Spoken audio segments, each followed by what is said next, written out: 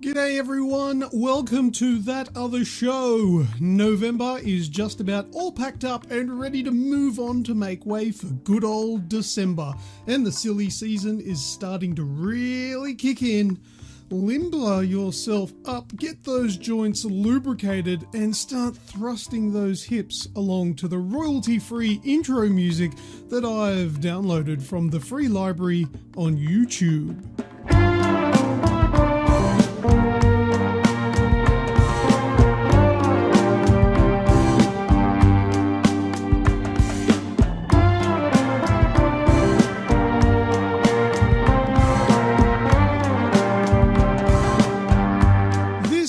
Episode 3 of That Other Show. Today is the 28th of November 2018.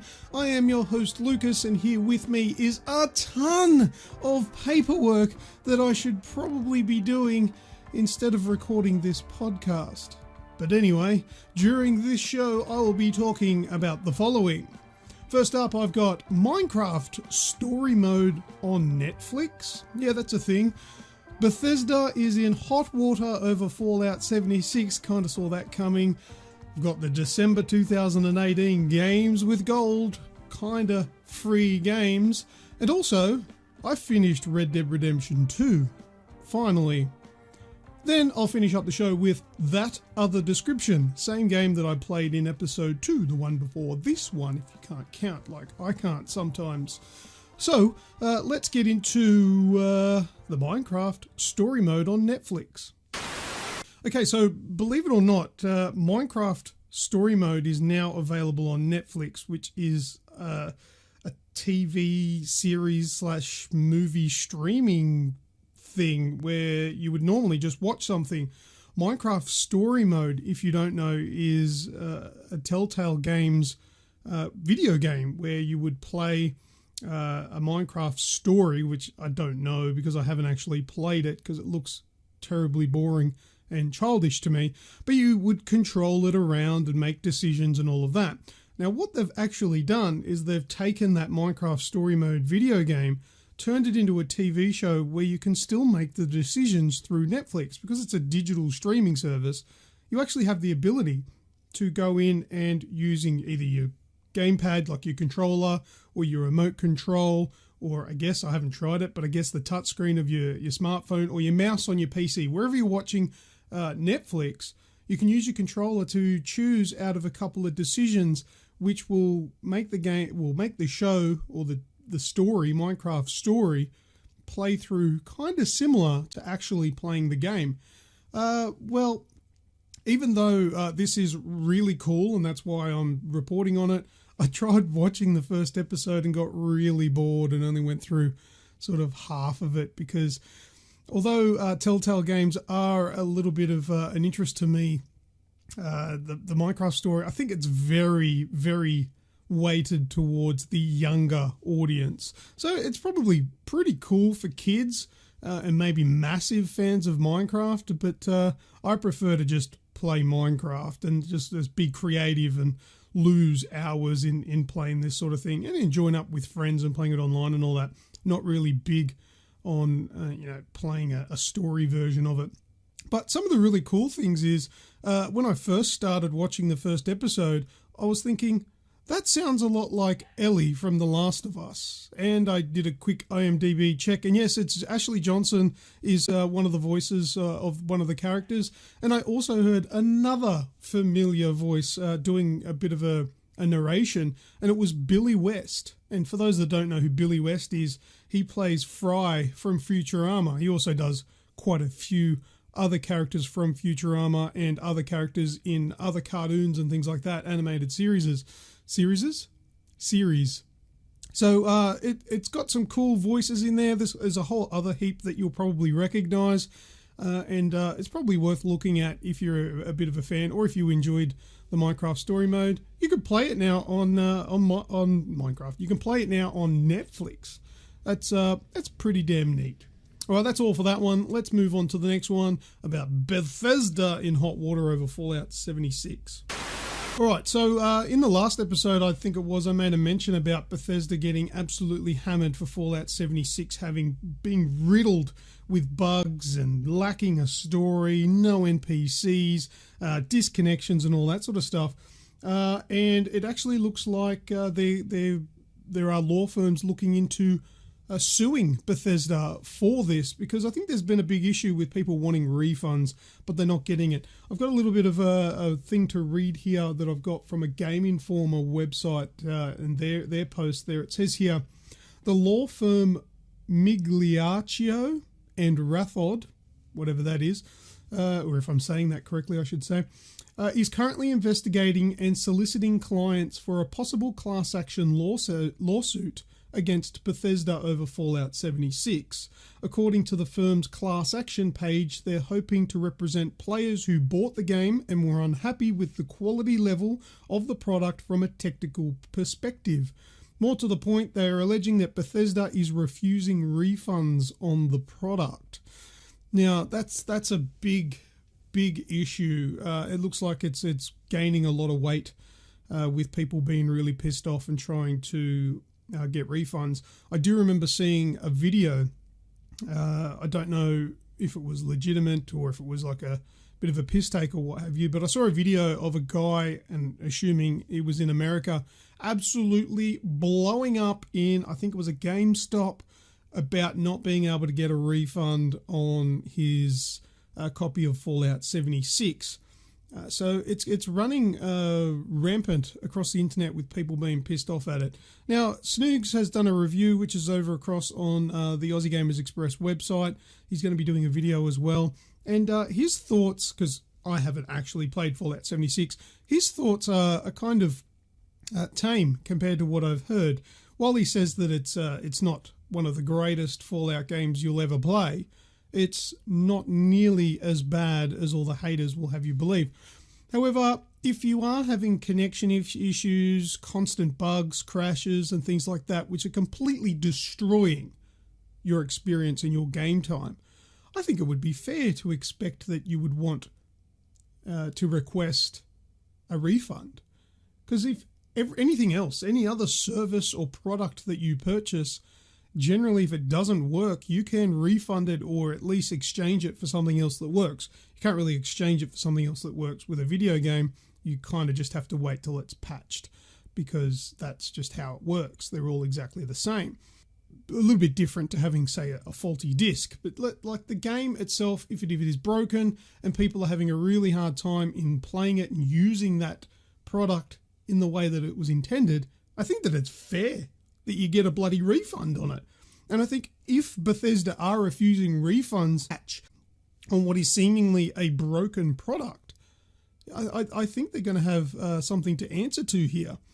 A little bit more from the Game Informer page here. It says, while minor bugs and glitches are expected with the release of most new games, Fallout 76 launched with a 56 gigabyte patch that has proven to be but a starting point for the game's problems. Yeah, 56 gigabyte patch. I'm not sure if the game was 56 gigabytes, if not similarly sized. So it seems like they had to fix the entire game, or at least the glitches that were in it affected the entire install base of all the files. So it's not sounding very good. It's not the first game to require massive patches, but I've heard nothing but bad things about this Fallout 76. And, well, now that I've Red Dead Redemption 2, maybe I can give this Fallout 76 a go soon and see what my experiences are myself. But anyway, Fallout 76 is looking very dire. If anybody listening has played Fallout 76 and you've got your own opinions, I would really like to hear them. I want to hear from more people that are around my kind of demographic, not just worldwide. What's happening locally here in Australia, or even wherever you are in the world. But I want to hear some people from this kind of area of thought. So let me know, have you had a great experience, a bad experience? Are you enjoying it? Have you gotten around the bugs? Is it too much? Have you gone and got a refund? And how did you go with that? I think you would get a refund in Australia if it was physical. I don't think you'd have issues with that. I'm pretty sure most of our stores allow, returns and things like that. But anyway, I'd love to hear from you. Head across to the Aussie Gamers Express Discord channel and leave your comments in the That Other Show text channel thingy, server, I don't know, whatever you call it. All right, that's it for that one. Let's move on to the December 2018 Games with Gold free game. Alrighty, let's have a look at what we've got here. Now, I haven't actually had a good look at these. I've brought them up so I can read them out, but I haven't actually contemplated and taken in what these games are. So let's have a look. The first one on the list from December 1 to 31 is Cube 2. Now, I'm really happy about this one because I really enjoyed Cube, the first game. If you haven't played it, what it is, it's kind of like a puzzle game that's akin to Portal. Not exactly, because you don't have portals, but it feels like that kind of sci-fi futuristic puzzle game where you're using these gloves or whatever they are, these devices, to pull cubes and push cubes and manipulate these cubes. Let's see if I can remember what Cube actually is an acronym for something. I think it's Quick Understanding of Block Extrusion. I think that's what Cube stands for. Correct me if I'm wrong on a Discord channel, but I'm pretty sure that's right. And this is the sequel to it. I think I even reviewed Cube a few years ago, so you might find a Cube review on the Aussie Gamers Express website. If it's there, I'll put a link in the description. So anyway, Cube 2 is free for the month of December. I will definitely be playing that. I'm actually confused as to why I haven't picked it up as yet. I guess time and money and all that sort of stuff has come into it, but grabbing that. All right, and the next one is from December 16 to January 15 is Never Alone. And actually another game that I have already reviewed and really enjoyed was Never Alone. It's got like some weird subtitle to it that I think is in native Indian, which is American Indian. And you play as a little native American Indian child with a fox companion. And I'm pretty sure from memory, it has been quite a few years since I played it. I think you can switch between the child and the fox and play as the fox and play as the child. And it's kind of like a single player co-op. And you can also play it local co-op, if my memory serves me correctly. But it's a platformer similar to maybe Ori and the Blind Forest. It's kind of like that, but a little less produced. It's an indie game. It is pretty good. I enjoyed playing it. I never played any of the DLC. Oh, here's the subtitle. I got it here. Kissima Inichuna. I think I'm pronouncing that right. Which I can't actually remember what that means. It might have something to do with Never Alone.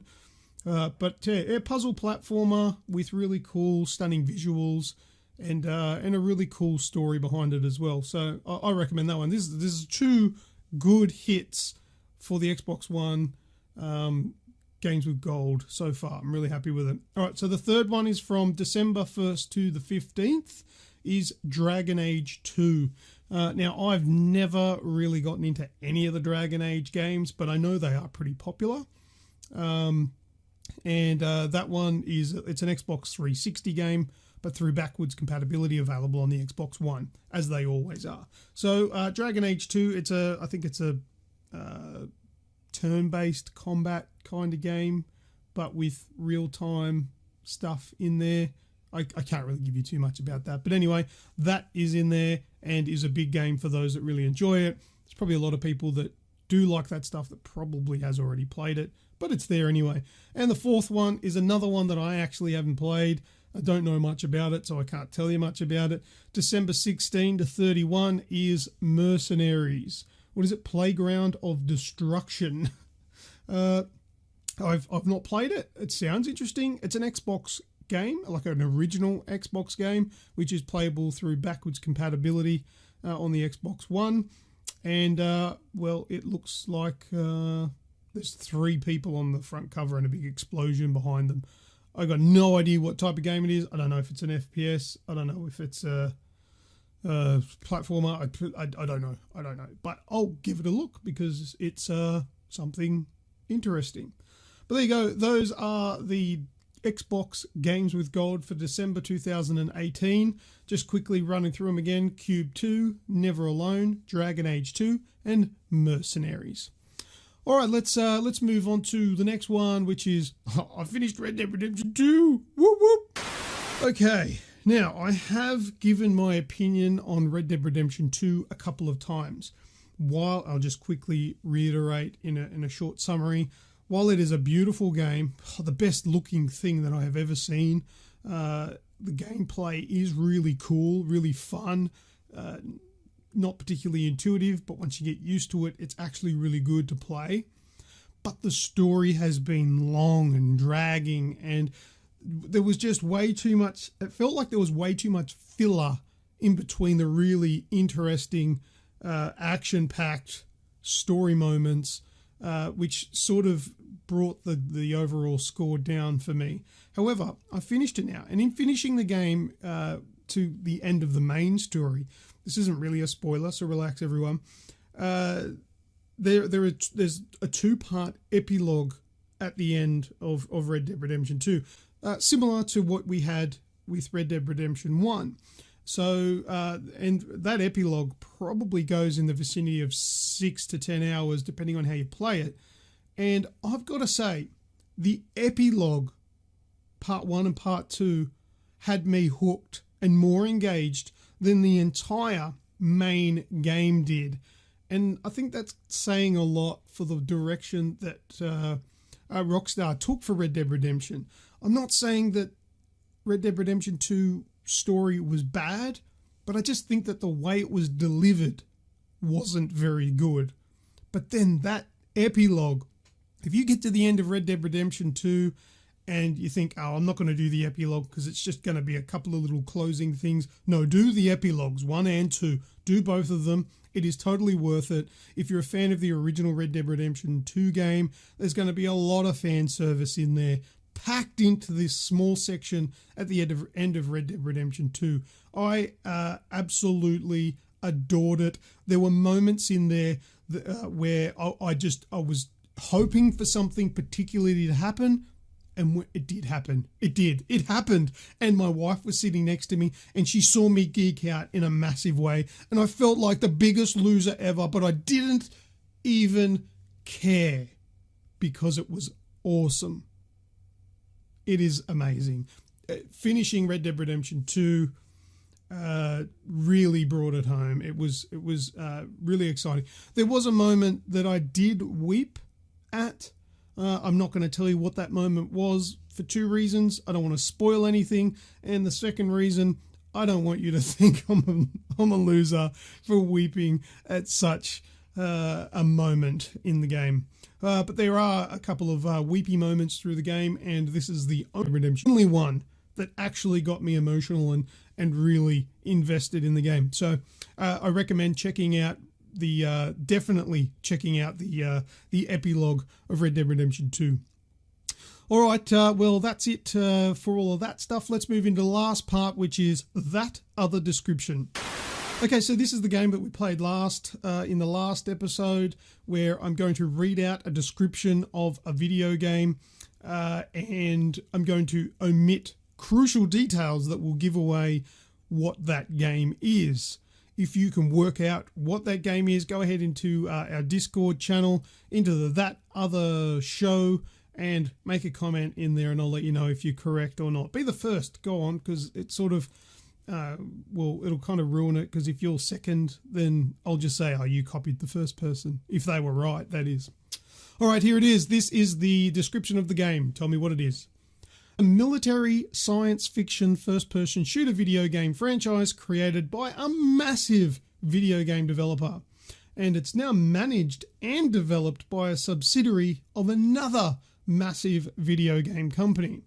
The series centers on an interstellar war between humanity and an alliance of aliens. These aliens, led by their religious leaders, worship an ancient civilization who perished in combat with a parasitic enemy. The central focus of the franchise builds off the experience of a group of super soldiers and an artificial intelligence companion. That is it. Not too hard. That's totally gettable. if you're a gamer. But that's it. That was that other description. Let us know in Discord if you know what it is, and there's a link to our Discord channel in the show notes and description. All right, let's close the show. Well, that's it for this episode of That Other Show.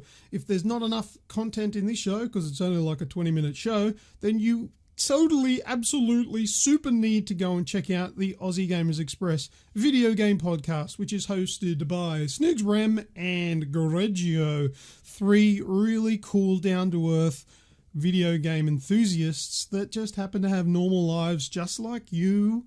They go about their own business, they've got families and all that sort of stuff, and they take the time to create this usually 90-minute podcast just because they love it. And it's great. So check out the links for that one in the description. You can also just search for Aussie Gamers Express on iTunes, Stitcher, TuneIn Radio, iHeartRadio, Spotify, and a ton more. I'm not going to go through all of them. But yeah, that's all that I've got for this episode of That Other Show.